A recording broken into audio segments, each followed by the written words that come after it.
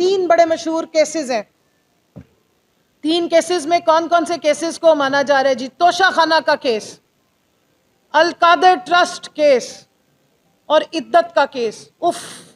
اتنے بڑے کیس ہیں کہ اس کی وجہ سے تو پاکستان میں جمہوریت خطرے میں تھی، پاکستان کی بقا خطرے میں تھی، پاکستان میں ہر چیز آئین خطرے میں تھا. اگر یہ عدت کا کیس نہ ہوتا تو شاید پتہ نہیں کیا ہو جاتا، بہت بڑا نقصان ہو جاتا ملک کا. دیکھیں بہت ضروری تھا کہ عدت کا کیس اچھالا جاتا، بہت ضروری تھا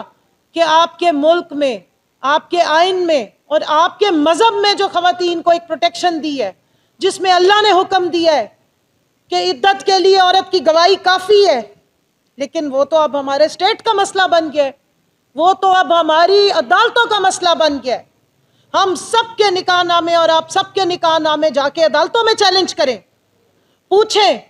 کیا واقعی یہ صحیح طریقے سے نکاح ہوئے تھے یا نہیں ہوئے تھے؟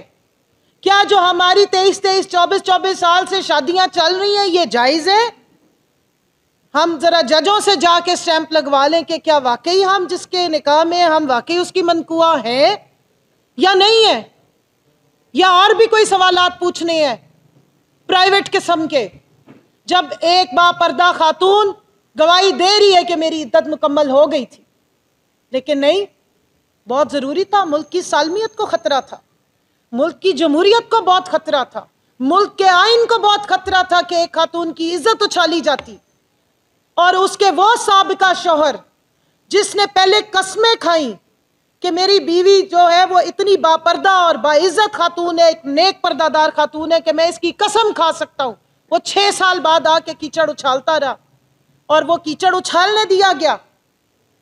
اور ایک تماشائیوں کی طرح 25 کروڑ عوام کو ایک تماشا دکھایا گیا، جس کے بعد 25 کروڑ عوام نے 8 فروری کو تماچا مارا، ریجیکٹ کیا انہوں نے اس سارے تماشے کو. یہ تذلیل کس کی ہے؟ سابقہ خاتون اول کی تذلیل کی یا 50% یا 52% اس ملک میں رہنے والی ماں بہنوں بیٹیوں کی تذلیل کی گئی؟ ایک حلال کام کو، ایک اللہ کے نزدیک پسندیدہ فعل کو جسے نکاح کہتے ہیں، اس پہ لائن لگائی گئی. ملک کی 50% آبادی کو ولنریبل کیا گیا. آپ کے آئین اور قانون میں چیلنج کر دیا گیا کہ خاتون کو کوئی پروٹیکشن نہیں ملے گی. آگے ہی ہم رو رہے تھے کہ خواتین پہ وائلنس ہوتا ہے، خواتین کے سابقہ شوہر ان کے اوپر انتقامی کاروائیاں کرتے ہیں. ہمارے ساتھ یہاں ایسی خواتین بیٹھی ہیں جو اپنے بچوں کے کسٹڈی کے کیس بھگت رہی ہیں طلاق کے بعد، ان کو آپ نے اس وقت ولنریبل کیا ہے اس طرح کے فیصلے دے کے، صرف سیاسی انتقام اور جو آگ آپ کے دل میں جل رہی ہے تذلیل کرنے کے لیے، اس کے چکر میں آپ نے گھر کی خاتون کو، عزت دار خاتون کو، پردے دار خاتون کو کی عزت کو چھالا. یہ یہاں سے سلسلہ شروع نہیں ہوا تھا. ہم کہتے ہیں ہم اسلامی جمہوریہ ہیں، آئیں یاد کراؤں. اسلامی جمہوریہ میں ایک اسلامی پردہ کرنے پر خاتون کو ٹارگٹ کیا گیا، اس کے پردے کو اچھالا گیا، اس کے پردے کی تذلیل کی گئی. ہمارے میڈیا پہ بیٹھی ہوئی وہ خواتین اینکرز، میں نام اب نہیں لوں گی، آپ تھوڑا سا گوگل کریں، ٹیکنالوجی کا دور ہے پتہ لگ جائے گا، جو تہمتیں لگاتی رہی، جنہیں بہت تکلیف ہو رہی تھی کہ اسلامی جمہوریہ میں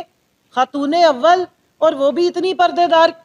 یہ تو بڑی اچھمبے کی بات ہے، ایسی تو نہیں ہونی چاہیے تھی. مائی فیوڈل لارڈ لکھنے والی خاتون ہونی چاہیے، یا بلاسفیمی جیسی کتابوں کو شائع کرنے والی ہونی چاہیے، یا اگر کوئی خاتون ہو بڑی ماڈرن سی ہو تو پھر ٹھیک ہے، پھر کوئی مسئلہ نہیں ہے. اگر 2 طلاقیں لے کے اگر کسی اپنے فیورٹ سلطنت شریفیہ کے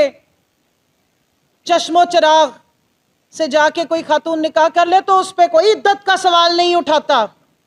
یا وہ محترم اگر کسی حاضر سروس پولیس افسر کی بیوی سے زبردستی شادی ختم کرا کے، طلاق کروا کے فوراً نکاح کر لے، پھر کسی کو عدت یاد نہیں آتی، پھر کسی کو سوال یاد نہیں آتے، پھر کسی کو نہ چادر یاد آتی ہے نہ پردے یاد آتے ہیں. لیکن ہاں اگر کوئی ایک تسبیح پکڑنے والا شلوار قمیض اور خان چپل پہننے والا شخص جس پہ یہ تکلیف ہو گئی، جی شلوار قمیض پہن کے باہر کانفرنسوں میں جاتا ہے، اس کی بیوی شرعی پردہ کرتی ہو پھر بہت پرابلم ہے، پھر ملک کی سالمیت کو خطرہ ہے۔ بہت بڑا مسئلہ تھا یہ عدت کا کیس اچھالنا، اور ایک سابق شوہر سے 6 سال بعد بیان جو اغوا برائے بیان تھا، اور وہ بھی ہائی کوالٹی کی لٹریشن کے بعد تھا، اس نے آ کے جس قسم کا بیان دیا وہ تو بہت کریڈیبل تھا، اور جو بغیر اغوا کے بیان دیا تھا وہ کریڈیبل نہیں تھا، جب اس نے قسم کھا کے کہا تھا کہ یہ بہت نیک خاتون ہے۔